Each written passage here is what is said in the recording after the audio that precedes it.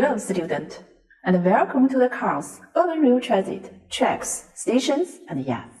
In this lesson, we will explore the layout of a vehicle depot for urban rail transit systems.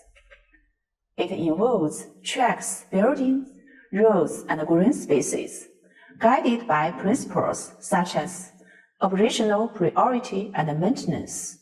Two main layout types are centralized and decentralized, each with its own advantages and drawbacks. The positioning of key elements like maintenance buildings and garage results in three primary layout forms: parallel, serial, and hybrid. We will also discuss terminal-style and through-style layouts based on the relationship with nearby subway stations. Access tracks are essential for safe train entry and exit, with consideration for parallel or vertical crossings. Understanding these aspects is crucial for efficient urban rail transit system design and operation. The layout of the overall plan for a vehicle depot mainly consists of tracks, roads, operational and maintenance main buildings, auxiliary production buildings, production office buildings, residential buildings, and green areas. The principles for the overall layout include: first, 1. Operational priority. This means that the layout planning should be designed based on the functions of different lines within the vehicle depot and their impact on the operation of the mainline routes. 2. Ensure maintenance. And the primary function of a vehicle depot is the parking, maintenance, and regular serving of vehicles. The overall layout of the depot needs to consider maintenance capabilities while prioritizing operational needs. 3. Regional placement of office buildings within the vehicle depot. The housing for various functional entities should, as much as possible, be combined into comprehensive office buildings while meeting management requirements to reduce the number of individual buildings. 4. Roads and greenery. Efforts should be made to ensure that the roads within the depot are well connected and do not interfere with the operating of train routes while considering greenery. 5. Reserve room for development. This requires that, while meeting current operational and maintenance requirements, the layout of the depot should be compact, providing spaces for future expansion.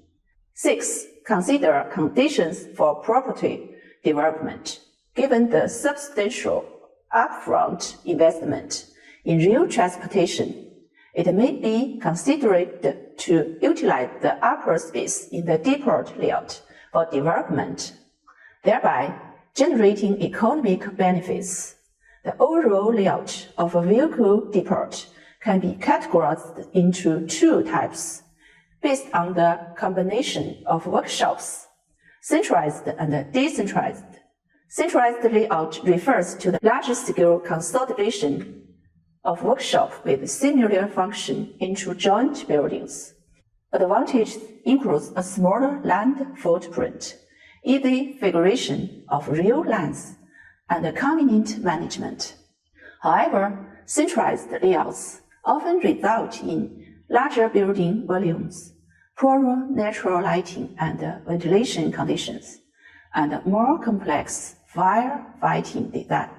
In decentralized layout, major workshops are independently placed or are of relatively smaller size within the depot. Its advantages and disadvantages complement those of centralized layouts. Since vehicle depots are often located in remote areas, issues related to lighting and ventilation in workshops can be better addressed with equipment. Therefore, both domestic and international vehicle depot overall designs predominantly favor centralized layouts. based on the positioning of the maintenance main building, the operational warehouse, and the parking garage within the vehicle depot. The overall layout of a subway vehicle depot can generally be divided into three forms: parallel, serial, and hybrid. In parallel layout, the three elements are arranged in parallel, resulting in the compact and organized layout. Operations are centralized, but trains may need to move from one garage to another through shunting neck. The main advantages of parallel layout include compact and organized arrangement, small land footprint, centralized operations, and convenient management. However, it requires a relatively large width of the site. Due to the long travel distance for trains in parallel layouts, there may be interference when trains enter and exit the depot. Additionally, the layout of washing and testing lines can be challenging. In serial layout, the three elements are arranged in a series, with train movements typically occurring on running lines. This layout is suitable for elongated terrains. It involves placing the parking garage, operational warehouse, and maintenance garage in sequence along the main road for entering and exiting the depot. This layout provides clear differentiation, smooth train movements, and easy placement of washing and testing lines. However, it increases the number of running tracks, and due to its elongated nature, it may be less convenient for management. The hybrid layouts combines elements of both parallel and serial layouts, offering flexibility and adaptability to different terrains. It can be further divided into two types. In the first type of hybrid layout, parking garage and operational warehouse are parallel, while the maintenance main building is placed in series. This layout concentrates operations that involve frequent entry and exit in one area, separates the operational warehouse from the maintenance garage, and distinguishes between electrified and non-electrified areas, thereby enhancing safety. In the second type of hybrid layout, the operational warehouse and the maintenance main building are placed in parallel with the parking garage in series. This layout concentrates operational and maintenance operations, facilitating management and supply of parts. In addition, the overall layout of subway vehicle depot can also be categorized into two types, based on the relationship between the station and the vehicle depot: terminal style and through style. In a terminal style layout, there is only one entrance and exit direction for trains. This layout requires less land area and involves a smaller engineering effort. However, it may have relatively less operational flexibility because trains can only enter and exit from one direction. In a through-style layout, there are two entrance and exit directions, and the depot can connect to two different subway stations. These two entrances and exits typically serve as the main entrance and auxiliary entrance.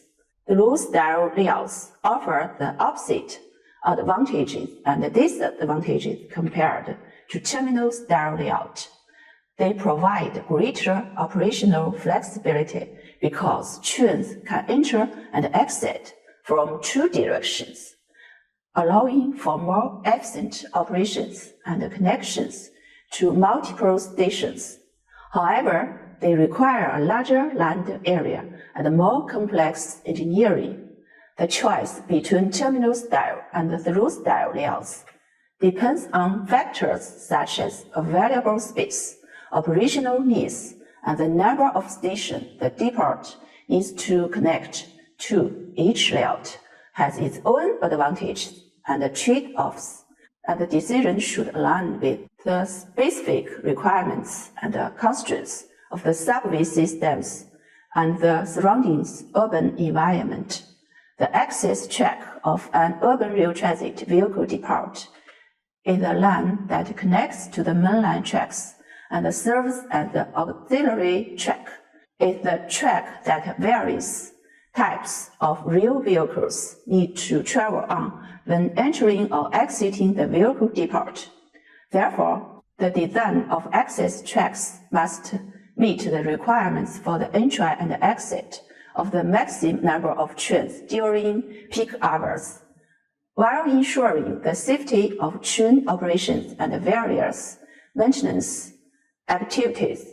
The smooth connection of access tracks to the mainline tracks is crucial for ensuring number operations and reducing constructions and operating costs.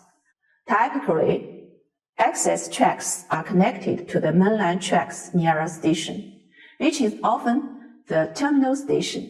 In some cases, they may be connected to the reserving station. The goal is to minimize the additional travel distance of trains entering or exiting the vehicle depot, ensuring that the mainline tracks are valuable and safe for train operations. According to subway design standards, vehicle depots' access tracks should be designed as double-track bidirectional lines. The specific way in which access tracks connect to station can involve both access tracks leading to the same station or each access track leading to different stations. The decision on whether to place access tracks between adjacent stations is made based on operational conditions and feasibility. Access tracks to the main line can be set up in two ways: parallel crossing or vertical crossing.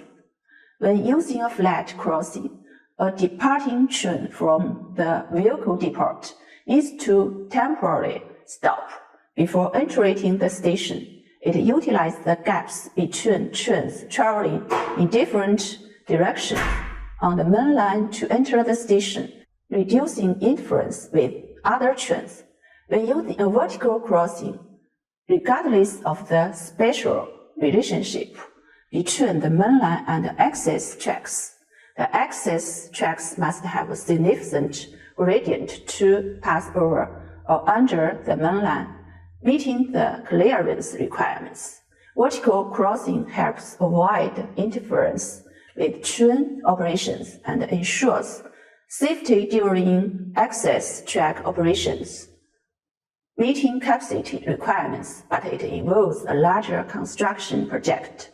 Therefore, the decision on whether to use parallel or vertical crossing should be based on comprehensive technical and economic evaluation. In this lesson, we have explored the comprehensive planning and design of a vehicle depot for urban rail transit systems.